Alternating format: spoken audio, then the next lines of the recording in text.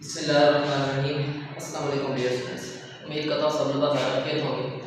आज का हमारा जो टॉपिक है वो एक लॉन्ग क्वेश्चन चैप्टर नंबर 1 हमने स्टार्ट किया हुआ है, इसमें हमने ब्रांचेस पढ़ी, उसके बाद हमने जो है वो लेवल ऑफ बायोलॉजिकल ऑर्गेनाइजेशंस पढ़ी, उसके बाद हमने जो है वो फाइनाइट लिए जिसका लिमिट स्पेस एंड टाइम, और फिर उसके बाद जो है हमने वो बायोलॉजिकल मेथड पढ़ा। आज का हमारा टॉपिक है वो एक लॉन्ग क्वेश्चन है। हमने जैसे सारी हमने जो है वो पहला चैप्टर पढ़ा, उसमें हमने बायोलॉजी की जो है बेसिक्स कुछ मेन टर्म्स जो है उसमें पढ़े। आज का हमारा टॉपिक है वो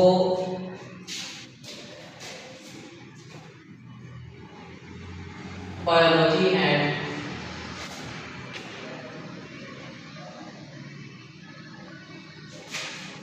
सर्विस ऑफ मैनकाइंड।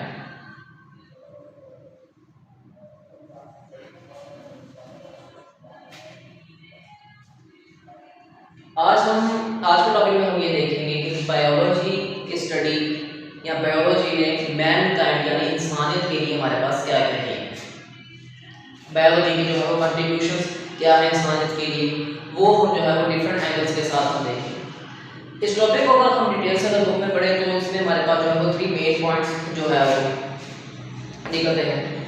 एक हमारे पास जो है वो फूड प्रोडक्शन के रिलेटेड है, दूसरा हमारे पास जो है वो डिजीज कंट्रोल यानी कंट्रोलिंग ऑफ डिजीज, और थर्ड हमारे पास जो है वो कंजर्वेशन ऑफ एनवायरनमेंट।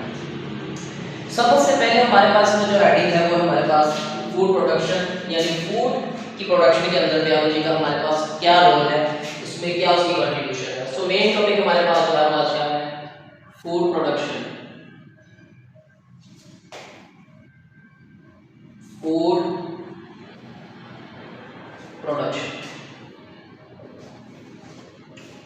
अब बायोलॉजी एक ऐसी ब्रांच है साइंस की कि जो हमारे पास जो है वो लाइफ से रिलेट करती है, लाइफ के मतलब जो है वो स्टडी इसमें हम करते हैं, यानी लिविंग ऑर्गेनिजम्स के मतलब जो है इसमें स्टडी करते हैं। लिविंग ऑर्गेनिजम्स हमारे पास 2 टाइप्स, प्लांट्स हो गया और एनिमल्स हो गया।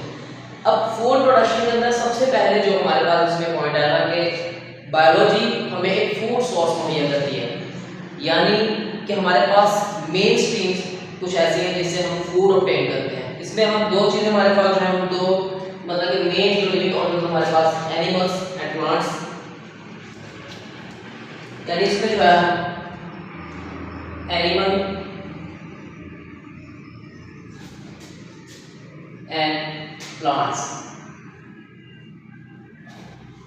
अब एनिमल्स हमारे पास जानवर से हम क्या हासिल करते हैं, जानवर से हम सबसे पहली जो चीज़ है वो हम गोश्त हासिल करते हैं। फिर जानवरों से जो है हम जो दूध हासिल करते हैं, उनकी जो है हम उनसे जो है वो डिफरेंट उसके फैट्स, प्रोटीन्स वगैरह, विटामिन्स, मेडिसिन वगैरह भी जो है बना सकते हैं।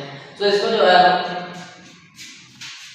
इनसे इसमें जो है हम इसमें मीट लिख सकते हैं, हम इसमें जो है वो मिल्क लिख सकते हैं, इसमें जो है हम मेडिसिन इनसे ऑब्टेन करते हैं, फिर उसके बाद हम फैट, उसके बाद इसमें जो है हम ऑयल वगैरह जो है इनसे जो है वो ऑब्टेन करते हैं। इसके अलावा अगर हम एनिमल्स की बात करें तो उसमें हम एग लिख सकते हैं, क्योंकि हम जो है वो मुर्गी से जो है वो अंडे जो है वो भी हासिल करते हैं, तो इसमें एग्स लिख सकते हैं। इसके अलावा अगर हम प्लांट्स की बात करें तो प्लांट्स में हमारे पास जो है वो मेन यानी वेजिटेबल्स वगैरह, प्लांट्स से जो है हम वेजिटेबल्स ऑब्टेन करते हैं। इसके अलावा हम इनसे बीन्स यानी जो हमारे पास दाने वगैरह हो गए। इसके अलावा अगर हम देखें हमारे पास जो है वो वेजिटेबल ऑयल वगैरह जो है हम वो ऑब्टेन करते हैं। सो ये हमारे पास फूड सोर्स जो हमारे पास सबसे फर्स्ट हेडिंग, ये हमारे पास जो है फूड सोर्स की हेडिंग आ गई हमारे पास, हमारे पास फूड सोर्स। नेक्स्ट अगर हम बात करें तो बायोलॉजी की फील्ड के अंदर हम एक टर्म पढ़ते हैं transgenic organisms. Transgenic organisms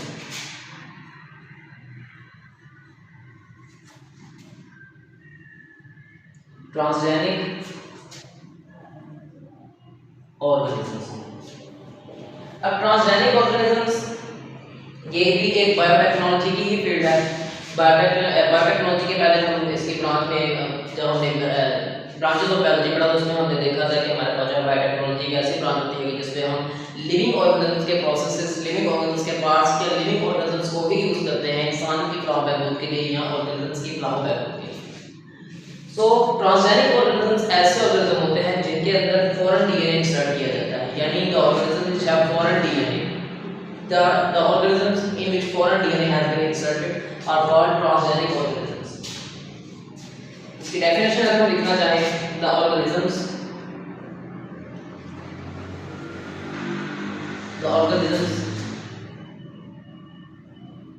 in which foreign DNA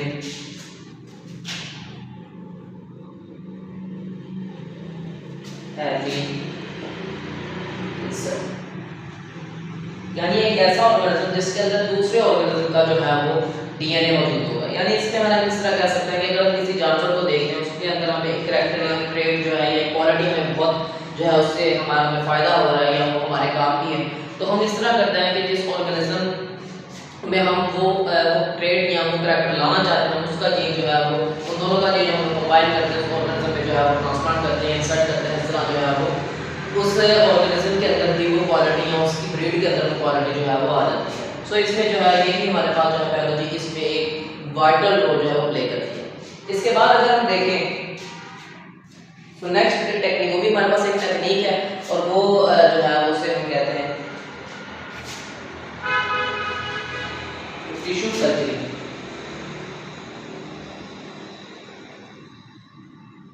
tissue culturing, अब टिश्यू कल्चरिंग हमारे पास टिश्यू जैसे हम जानते हैं कि हमारे पास ग्रुप ऑफ सेल्स होते हैं जिस तरह हमने बायोलॉजिकल ऑर्गेनिज्म में पढ़ा भी था। और कल्चरिंग हमारे पास जो होता है कि उसको ग्रो करवाना मीडियम के अंदर, लैबोरेटरी के अंदर, आर्टिफिशियली और naturally. So the culturing of tissue, the culturing of plants लिख सकते हैं, the culturing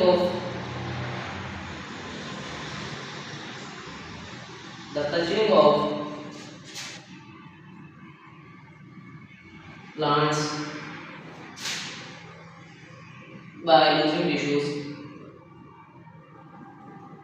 called tissue culturing।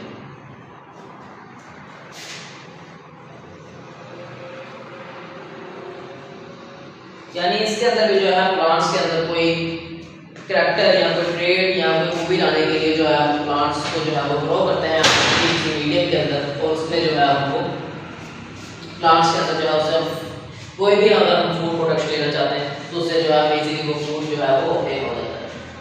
Next हमारे पास जो टेक्निक है वो जेनेटिक इंजीनियरिंग। नेक्स्ट टेक्निक हमारे पास जेनेटिक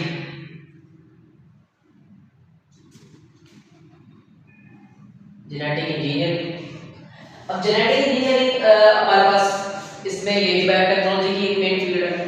इसके अंदर हमारे पास जो है वो 4 मेन स्टेप्स जो है हम फॉलो करते हैं। किसी भी ऑर्गेनिज्म के अंदर एक ऐसा ट्रेट, एक ऐसी कैरेक्टरिस्टिक या एक ऐसी सिफ्ट लाने के लिए जो उसके अंदर एग्जिस्ट नहीं करती है, किसी और प्लांट के अंदर, किसी और एनिमल के अंदर जो है वो एग्जिस्ट करती है। इसके अंदर जो 4 मेन हमारे पास जो है वो स्टेप्स है। नंबर 1 हमारे पास जो है कि अगर हम किसी ऑर्गेनिज्म, अगर हम एक ऑर्गेनिज्म देखते हैं, मिसाल के तौर पर अगर हम एक भेड़ देख लेते हैं, एक बकरी देख लेते हैं, उसके अंदर हमें एक ये खूबियां नजर आ रही है कि वो दूध बहुत ज़्यादा दे रही है, या वो एक स्पेसिफिक हमारे पास कह लेंगे हम कि वो एक स्पेसिफिक ब्रीड की है और वो बहुत ज़्यादा दूध देती है। तो हमें उसके अंदर अब वो ये खूबी हमें पसंद है, हम चाहते हैं कि ये हम दूसरी जो ब्रीड की गोट है उसके अंदर भी हम लाएं, या हम एक ऐसी गोट जो है वो हाइब्रिड फॉर्म के उसका जो है आर्टिफिशियल टाइप ऑफ क्रॉस करवाएगा, एक ऐसी बकरी जो है वो पैदा करेंगे जिसके अंदर जो है वो भी खूबी जो है वो हो कि वो दूध ज़्यादा दे। इस तरह हम ये करेंगे कि जो एक बकरी है जिसके अंदर ये खूबी है वो दूध आ देती है, तो उसके अंदर जो है हम उसका वो जीन लोकेट करेंगे, उसको हम कहेंगे कि हमारे पास जो है वो जीन ऑफ इंटरेस्ट। सही है, हमारे पास जीन ऑफ इंटरेस्ट यानी एक ऐसा जीन जो उसके वो जो दूध देने वाली क्वालिटी उसको जो है वो कंट्रोल करते हैं, उसमें रोल प्ले करता है, उसको हमारे इंटरेस्ट का जीन है, यानी वो हमारे मफाद का, हमारे फायदे का जीन। सबसे पहले इसमें जो है वो स्टेप होगा कि जीन ऑफ इंटरेस्ट।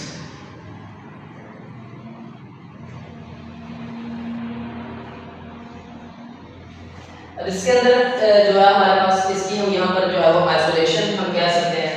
तो इसके अंदर जो है हम उसकी आइसोलेशन करेंगे, यानी ये isolation of gene of interest है। यानी एक जीन हमने देखा कि ये हमारे मफाद कैसे हमने इसे उस ऑर्गेनिज्म से जो है वो निकाल लिया। अब यहाँ पर जो है प्लाज्मिड्स भी यूज हो सकते हैं जो हमारे पास एज फैक्टर भी काम करते हैं, या जो है वो एंडोन्यूक्लियस जो हमारे पास एंजाइम होते हैं, जो हमारे पास कटिंग एंजाइम होते हैं, वो भी हम यूज कर सकते हैं। रेस्ट्रिक्शन एंडोन्यूक्लियस भी शायद से कहते हैं। सो उसके अलावा हमारे पास अब मैंने जो है वो जीन ऑफ इंटरेस्ट आइसोलेशन, उसके बाद हमारे पास जो नेक्स्ट है कि इंसर्शन ऑफ जीन, यानी उस जीन को हमने निकाल लिया, अब उसको हमने इंसर्ट करना है। तो नेक्स्ट हमारे पास इसमें स्टेप है वो है इंसर्शन ऑफ जीन। तो ये हमारे पास जो था वो हमारे पास जो इंटरेस्टेड जीन था, हमारे पास जो हमारे फायदे का जीन था, उसे हमने जो है वो ट्रांसफर आगे जो है उसके अंदर हमने इंसर्ट कर दिया। उसके बाद हमारे पास जो है वो मॉडिफिकेशन, उस ऑर्गेनिज्म के अंदर या उसके जीन या डीएनए के अंदर जो है मॉडिफिकेशन आएगी। मॉडिफिकेशन इन ऑर्गेनिज्म लिख सकते हैं। और नेक्स्ट लास्ट टाइम हमारे पास जो होगा वो होगा expression of gene, expression of gene. So ये हमारे पास जेनेटिक इंजीनियरिंग की एक हमारे पास जो है वो खास फील्ड है जो हमारे पास फूड प्रोडक्शन के अंदर जो है वो प्ले रोल अपना जो है रोल प्ले करती है। इसके बाद हमारे पास जो नेक्स्ट हमारे पास है वो क्लोनिंग। क्लोनिंग भी एक मोस्ट इंपॉर्टेंट हमारे पास जो है वो टेक्निक है।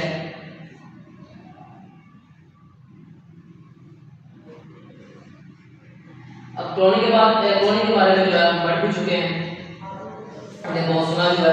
क्लोनिंग हमारे पास एक ऐसी टेक्निक है जिसके अंदर जो है हम जेनेटिकली आइडेंटिकल ऑर्गेनिज्म प्रोड्यूस करते हैं by the means of sexual reproduction, यानी एक ही ऑर्गेनिज्म का क्लोन हम तैयार करते हैं, उसी की खूबियों पर जो है बेस करता है, उसी की तरह जो जेनेटिक आइडेंटिकल उसका वो होगा। सो उसके अंदर जो है वो टेक्निक को जो है वो क्लोनिंग कहते हैं। In this technique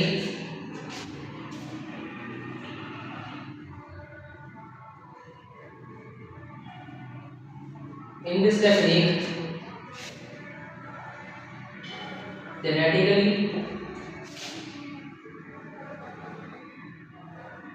identical organism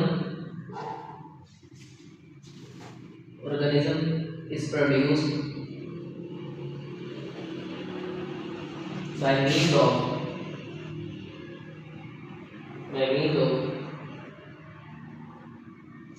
asexual reproduction। तो इसमें जो है हम जो जेनेटिकली आइडेंटिकल ऑर्गेनिज्म प्रोड्यूस करते हैं by the means of asexual reproduction। उसके बाद अगर हम देखें अब फूड प्रोडक्शन हमारे पास हो रही है। फूड प्रोडक्शन जो है जाहिर बात है कि हमारे पास एक प्लांट पैथोजेंस का भी कांसेप्ट है जो हमारे पास फूड को जो है वो अफेक्ट करते हैं, हमारी प्रोडक्शन को जो है वो लेस करते हैं, यील्ड को जो है वो रिड्यूस करते हैं। सो उसके अंदर जो है हम प्लांट पैथोजेंस अगर हम देखें, प्लांट पैथोजेंस हमारे पास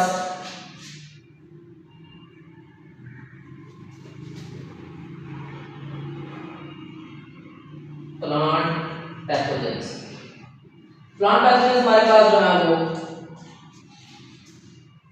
बैक्टीरिया हो सकता है, फंजाई हो सकता है, इसके अलावा हमारे पास जो है वो वायरस हो सकता है, और हमारे पास जो है वो नीमाटोड्स हो सकते हैं। नीमाटोड्स के बारे में हमारे पास जो है उसके अंदर डिटेल से बात नहीं की गई, लेकिन नीमाटोड्स हमारे पास जो है वो माइक्रोस्कोपिक जो लिविंग ऑर्गेनिज्म होते हैं, टेक लेवल पर मोम का स्ट्रक्चर होता है, वो भी हमारे पास जो रूट नोड्स बनाते हैं, ये रूट्स को जो है वो अफेक्ट करते हैं। प्लांट्स यानी ये हमारे पास जो है वो एक पैथोजन के तौर पर निकलते हैं, लेकिन मेन हमारे पास जो है वो बैक्टीरियल फंजाई। अब यहाँ पर इनको हमने कंट्रोल करना है क्योंकि ये हमारे पास हमारी फूड प्रोडक्शन को जो है वो बहुत बुरी तरह से जो है वो इफेक्ट करते हैं, और प्लांट्स की जो यील्ड है, प्लांट्स की ग्रोथ है, उसको जो है ये इफेक्ट करते हैं। यहाँ पर हम हमारे पास जो है इनको कंट्रोल करने के जो है वो टू मेथड्स हैं, एक बायोलॉजिकल और एक केमिकल। बायोलॉजिकल मेथड हमारे पास हम देख लेते हैं।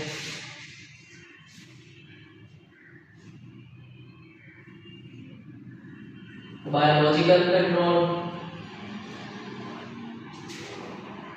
बायोलॉजिकल कंट्रोल हमारे पास क्या है, और दूसरा हम देख लेते हैं कि केमिकल कंट्रोल क्या है। अब बायोलॉजिकल कंट्रोल के अंदर हम एक लिविंग ऑर्गेनिज्म को ही यूज करते हैं इनका खात्मा करने के लिए, और केमिकल कंट्रोल के अंदर हम सिंपल सी बात है कि केमिकल्स वगैरह यूज करेंगे। इसके अंदर जो है लिविंग ऑर्गेनिज्म ही यूज होते हैं। लिविंग ऑर्गेनिजम्स आर यूज्ड यानी एफिड सनेक्रियम बैस, सही हमारे पास एक इंसेक्ट होता है जो अपना जो है वो सकिंग पार्ट जो होता है या वो जो है वो फ्लोट के अंदर जो है या जाइलम के अंदर इंसर्ट करता है, उसको पंक्चर करके जो वहां से जो है न्यूट्रिएंट्स को है वो टेक करता है। और केमिकल कंट्रोल हमारे अंदर जो है इसके पास केमिकल कंट्रोल केमिकल के अंदर हम जो है केमिकल्स यूज करते हैं। केमिकल आर यूज्ड, केमिकल के अंदर जो है इंसेक्ट पेस्ट के लिए हम पेस्टिसाइड यूज करते हैं। और फंगस के लिए हम यहाँ पर फंगिसाइड यूज करेंगे, और पेस्ट के लिए हम यहाँ पर पेस्टिसाइड जो है वो यूज करेंगे। सही हमारे पास कुछ केमिकल्स की टाइप। नेक्स्ट अगर हम देखें नेक्स्ट हमारे पास जो है वो सॉइल कंजर्वेशन ऑफ सॉइल भी हमारे पास, क्योंकि all types of foods vegetables जो हमारे पास क्रॉप्स हैं कुछ भी है हमारे पास वो एट द एंड हमारे पास जो है वो मेनली है वो सॉइल के अंदर ही जो है हम उसे जो है वो सो करते हैं या सॉइल के अंदर ही हमारे पास जो है वो होता है। तो सॉइल की कंजर्वेशन हमारे पास जो है वो एक मेन यहाँ पर एक पॉइंट है। तो कंजर्वेशन ऑफ सॉइल हमारे पास नेक्स्ट पॉइंट है, कंजर्वेशन ऑफ सॉइल। अब कंजर्वेशन ऑफ सॉइल हमारे पास जो है सॉइल भी हमारे पास है। सॉइल को तरीके अगर हम में अगर हम देखें तो वहां पर लिखा हुआ है कि सॉइल हमारे पास जो है वो एक बहुत ही कॉम्प्लेक्स मीडियम है नेचर के अंदर, यानी सॉइल के अंदर न्यूट्रिएंट्स मिनरल्स सर्टेन अमाउंट के अंदर ही प्रेजेंट होते हैं। यानी अगर हम देखें कि अगर हम एक ही लैंड में एक ही किस्म की जो है फसल बार बार ग्रो करते जा रहे हैं तो उस सॉइल में से या उस लैंड में से जो है वो न्यूट्रिएंट्स की कमी हो जाती है, यानी वो सॉइल जो है उसमें उसकी फर्टिलिटी या उसकी न्यूट्रिएंट्स की जो है वो रिड्यूस हो जाते हैं। सो सॉइल हमारे पास जो है वो एक इसके मुताबिक अगर हम लिखें तो हमारे पास जो है वो soil is complex medium which contains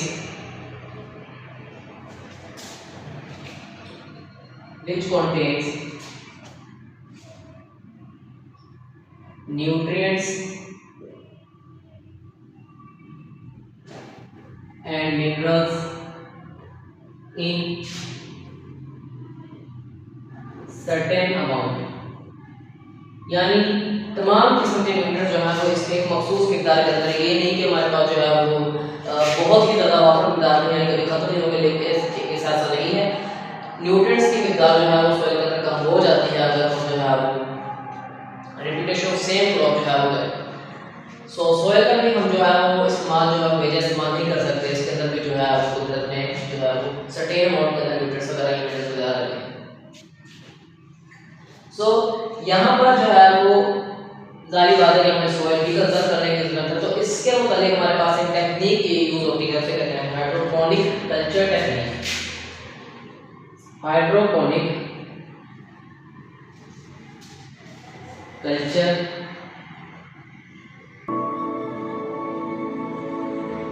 technique. अब हाइड्रोपोनिक कल्चर टेक्निक हमारे पास एक ऐसी टेक्निक है कि जिसके अंदर सॉइल यूज नहीं की जाती। सॉइल यूज नहीं किया तो फिर किस तरह ग्रो किया जाता है? सॉइल यूज नहीं की जाती, इसके अंदर जो है हम सर्टेन मिनरल्स और जो है वो एयरेटेड वाटर हम लेते हैं, जिसके अंदर जो है ऑक्सीजन होती है वाटर के अंदर, उसके अंदर जो है हम मखसूस कुछ मिनरल्स या न्यूट्रिएंट्स ऐड करते हैं, फिर उसके अंदर जो है अपना प्लांट जो है वो ग्रो होता है। तो इसकी डेफिनेशन अगर करें हाइड्रोपोनिक कल्चर टेक्निक की, तो इसकी कुछ डेफिनेशन इस तरह होगी। That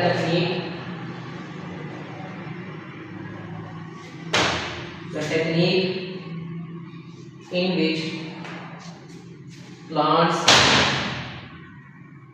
are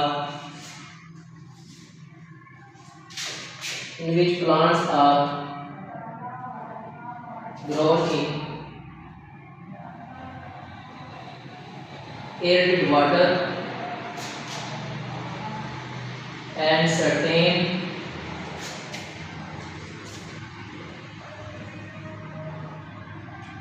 nutrients and minerals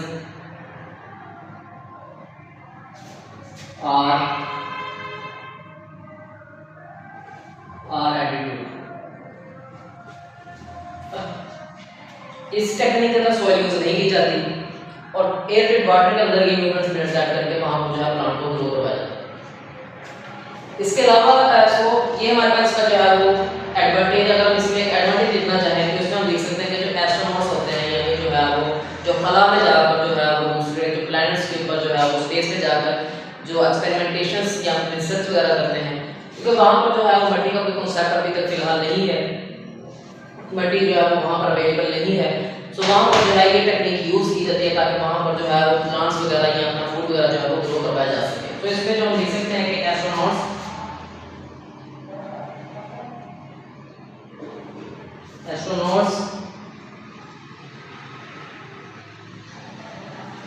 use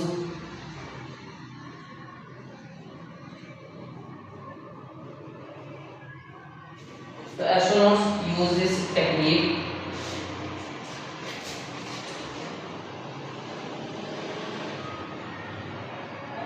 to grow food, the plants in space. इस टेक्निक के अंदर जो है एस्ट्रोनॉट्स जो है इस टेक्निक का यूज करते हैं जब अपने प्लांट्स वगैरह जो है वो ग्रो करवाने के लिए। सो ये हमारे पास हाइड्रोपोनिक टेक्निक थी। इसके बाद अगर हम देखें तो एक डेफिनेशन या अगर टेक्निक हम कह लें उसका भी जिक्र जो है वो किया गया बुक के अंदर, जो है हमारे पास पास्चराइजेशन है, इसको हम देख लेते हैं।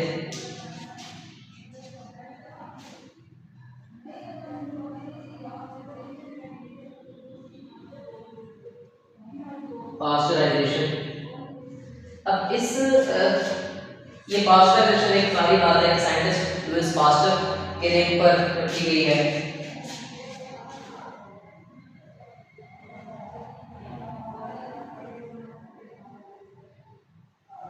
लुइस पास्चर, अब इसका क्या तरीका जाता था कि मिल्की प्रोडक्ट्स, मिल्क हो गया या मिल्की प्रोडक्ट्स हो गया, उनको उनके बॉइलिंग पॉइंट के ऊपर जो है वो हीट किया जाता है। उसको उसके बॉइलिंग पॉइंट के अंदर जब हम उसे हीट करेंगे तो उसके अंदर जो है वो बैक्टीरिया, वो जरासीम वगैरह या नॉन स्पोर बैक्टीरिया जो है वो किल हो जाते हैं और इसके अंदर जो है उसके जरिए जो है हमारा मिल्क या मिल्की प्रोडक्ट जो भी है वो जो है वो जो पैथोजन फ्री या हमारे पास जरासीम से जो है वो पार हो। तो इस टेक्निक के अंदर हम लिखें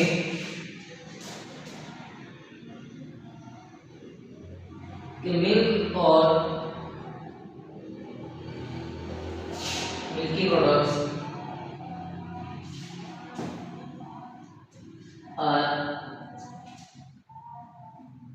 are heated up to their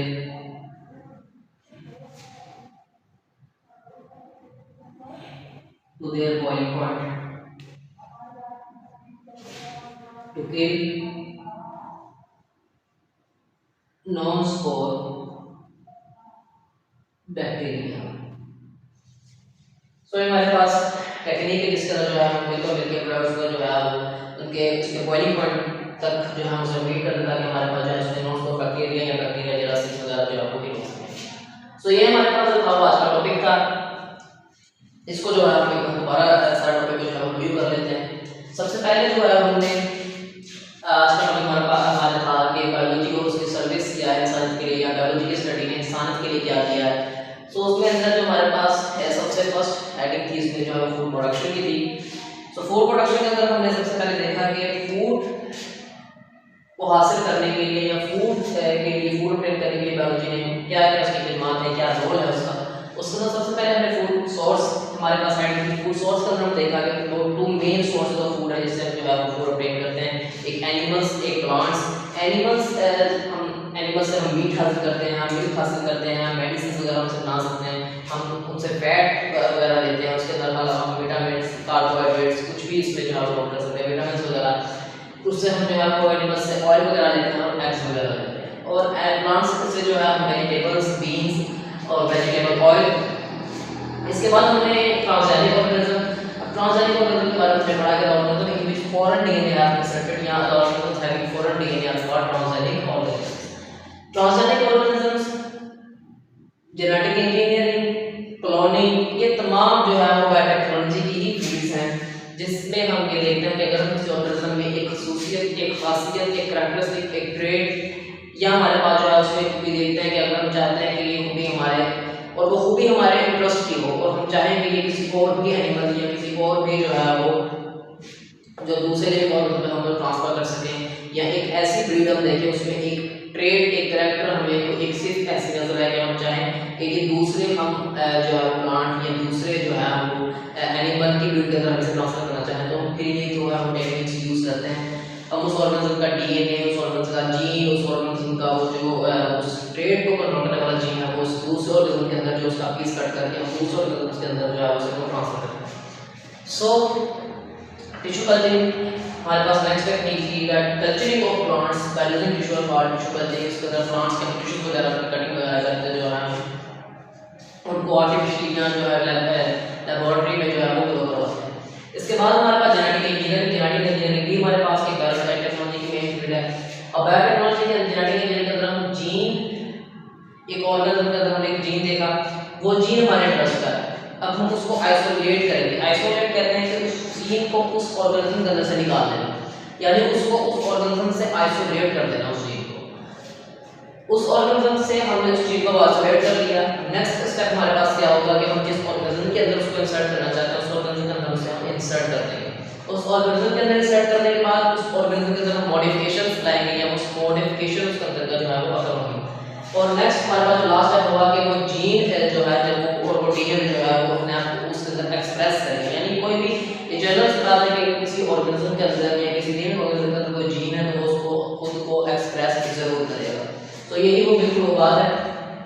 से फोर स्टेप्स हमारे जो है वो जेनेटिक के अंदर यूज होते हैं। नेक्स्ट हमने पढ़ा क्लोनिंग के बारे में। क्लोनिंग भी हमारे पास जो है वो एक टेक्निक है, एक ही ब्रीड के अंदर या एक ही ब्रीड जो है वो उसकी जो है वो एक ब्रीड को जो है दूसरे ऑर्गेनिज्म के अंदर उसका जो है वो ट्रेट या कैरेक्टर लाने के लिए जो है वो टेक्निक यूज करते हैं। सो एक अगर हम इसकी एग्जांपल नोट कर लेंगे, हमारे पास एक ब्लैक हेडेड शीप है, व्हाइट हेडेड शीप है। ब्लैक हेडेड शीप जो है हम चाहते हैं कि जो हमारे पास इन दोनों के एक जो है हम वो ब्लैक हेडेड शीप जो है ट्रेट करना चाहते हैं, क्लोन जो है उसको ट्रेट करना चाहते हैं, हम दोनों का क्रॉस करवाएंगे और उसका जो ब्लैक हेडेड शीप का डीएनए उसका जीन जो है प्लाज्मिड से कट करके हम उसमें ट्रांसफर करेंगे तो ब्लैक हेडेड शीप हमारे पास जो है वो ऑप्टेन होंगे। तो उसमें वो ये कि उससे तो सबसे माइटोसिस में से जाइगोट वगैरह बच्चों जो है वो ऑप्टेन होते हैं। सो क्लोनिंग हमारे पास एक ऐसी टेक्निक है जिसमें हम जेनेटिकली आइडेंटिकल ऑर्गेनिज्म ऑब्टेन करते हैं by the means of asexual reproduction. इसके बाद हमने पढ़ा प्लांट पैथोजेंस। अब फूड प्रोडक्शन तो हम कर रहे हैं, लेकिन अब पैथोजेंस का भी कांसेप्ट है कि पैथोजेंस एनिमल्स के अंदर अटैक करते हैं, उनको इफेक्ट करते हैं, उनकी हेल्थ को जो है वो डिक्रीज करते हैं, इफेक्ट करते हैं। प्लांट के अंदर अगर हम क्रॉप्स वगैरह तो उसके अंदर पैथोजेंस अटैक करेंगे तो हमारी जो है वो यील्ड, एनुअल यील्ड को कम करेंगे, हमारी यील्ड को कम करेंगे, हमारी ग्रोथ को कम करेंगे और हमारी क्रॉप को जो है वो अफेक्ट करेंगे। सो प्लांट पैथोजेंस हमारे पास बैक्टीरिया हो सकता है, फंजाई हो सकता है, वायरस हो सकता है और निमाटोड हो सकते हैं। अब प्लांट पैथोजेंस को कंट्रोल करने के हमारे पास टू मेन मेथड्स हैं। एक हमारे पास जो है वो केमिकल कंट्रोल है, हमारे पास जो है वो बायोलॉजिकल कंट्रोल। बायोलॉजिकल कंट्रोल्स नाम से जाहिर है हम लिविंग ऑर्गेनिजम्स को ही यूज करेंगे उन पैथोजेंस को किल करने के लिए, उन पैथोजेंस को जो है वो कंट्रोल करने के लिए। केमिकल कंट्रोल के अंदर जो है हम केमिकल्स का इस्तेमाल करेंगे, फंगिसाइड हो गया, पेस्टिसाइड हो गया और इंसेक्टिसाइड हो गया। इसके अलावा हमने हमारे पास जो है नेक्स्ट हमने हेड पढ़ी कंजर्वेशन ऑफ सॉइल। कंजर्वेशन जाहिर बात है कि जो भी क्रॉप्स हैं, जो भी प्लांट्स हैं, जो भी फ्रूट्स हैं, जो कुछ भी हमारे पास फूड है वो जमीन के अंदर ही स्टोर किया जाता है, वो सॉइल के अंदर ही स्टोर किया जाता है। तो सॉइल को कंजर्व करना एक हमारे पास एक नेचुरल रिसोर्स के तौर पर हमें उसे सेव करना चाहिए। सो उसमें हमने पढ़ा कि soil is complex medium which contain nutrients and minerals in certain amount, यानी कि सॉइल हमारे पास एक ऐसा कॉम्प्लेक्स मीडियम है कि जिसके अंदर न्यूट्रिएंट्स या हमारे पास जो उसकी फर्टिलिटी है वो एक लिमिटेड अमाउंट तक है, यानी एक जगह पर एक सॉइल है, एक लैंड है, उसके अंदर एक सर्टेन टाइप ऑफ न्यूट्रिएंट्स होंगे जो दूसरे सॉइल के अंदर शायद कम हो या ज़्यादा। तो ये हमारे पास जो है कॉम्प्लेक्सिटी ऑफ सॉइल यानी कुछ सॉइल्स के अंदर जो है वो सर्टेन अमाउंट के अंदर ये जो है वो न्यूट्रिएंट्स और मिनरल्स ऐड होते हैं। यानी अगर हम ओवर क्रॉपिंग करें या बार बार एक किस्म की प्रॉब्लम है तो ये खतरा है कि वहाँ पर जो है वो न्यूट्रिएंट्स की कमी हो जाएगी या इनफर्टाइल जो है वो सॉइल की फर्टिलिटी जो है वो रिड्यूस हो जाएगी। सो सॉइल को कंजर्व करने के लिए हमारे पास जो एक टेक्निक है वो है hydroponic culture technique. Hydroponic culture technique के अंदर क्या होता है कि the technique in which plants are grown in water and certain nutrients and minerals are added। अब इस के अंदर टेक्निक के अंदर हम सॉइल का इस्तेमाल नहीं करते हैं। सॉइल को कंजर्व करने के लिए हमारे पास ये एक बेस्ट टेक्निक है। हम एयर वाटर के अंदर जो है यानी ऐसा वाटर जिसके अंदर एयर यानी उसके अंदर ऑक्सीजन की अमाउंट जो है वो प्रेजेंट है और उसके अंदर जो है हम जो है एक प्लांट को ग्रो करना चाहते हैं। उस प्लांट के हमें पता है कि ये जो है न्यूट्रिएंट्स या ये मिनरल्स इसके जो है वो इसकी रिक्वायरमेंट है। सो हम उस वाटर के अंदर जो है वो भी जो मिनरल्स या न्यूट्रिएंट्स जो है वो ऐड करते हैं और फिर उस वाटर के अंदर स्पेटेड वाटर के अंदर जो है न्यूट्रिएंट्स मिनरल्स ऐड करने के बाद हम अपना रिक्वायर्ड या डिजायर्ड प्लांट जो है वो ग्रो करवाते हैं। अब ये टेक्निक के अंदर जारी बात है कि सॉइल यूज नहीं हुई, ये एक बहुत बड़ी हमारे पास एडवांटेज है। सो एस्ट्रोनॉट्स जो होते हैं यानी जो खला में जाते हैं वहाँ पर प्लैनेट्स के ऊपर अपने रिसर्च वगैरह या एक्सपेरिमेंट्स वगैरह परफॉर्म करते हैं। सो वो ये टेक्निक यूज करते हैं वहाँ पर विदाउट सॉइल प्लांट्स ग्रो करने के लिए। नेक्स्ट हमारे पास जो था लास्ट एक टेक्निक थी पास्चराइजेशन। पास्चराइजेशन हमारे पास क्या था कि पास्चराइजेशन जो है वो डेवलप किया है लुईस पास्चर जो एक साइंटिस्ट था। उसने हमारे पास एक ऐसी टेक्निक डेवलप की कि जिसमें हम जो है वो मिल्क या मिल्क के प्रोडक्ट्स जो है उनके बॉइलिंग पॉइंट्स तक जो है वो हीट करते हैं और दूध के अंदर या मिल्क के प्रोडक्ट के अंदर जो प्रेजेंट है जो हमारे पास बैक्टीरिया या पैथोजन वगैरह है वो हाई टेम्परेचर की वजह से जो है वो किल हो जाता है। इस तरह जो हमारा जो है वो दूध हो गया या मिल्क के प्रोडक्ट जो भी हमारी खाने की चीज़ जो है वो पैथोजन फ्री यानी हमारे पास जो है वो जरासीम से पाक। तो ये हमारे पास है आज का टॉपिक था। इसके बाद इंशाल्लाह जो है वो कंट्रोलिंग ऑफ डिजीज पढ़ेंगे, उसके बाद जो है अपना कंजर्वेशन ऑफ एनवायरनमेंट पढ़ेंगे और फिर हमारे पास जो है ये टॉपिक क्या हो यूनिट जो है वो इंशाल्लाह कंप्लीट हो जाएगा।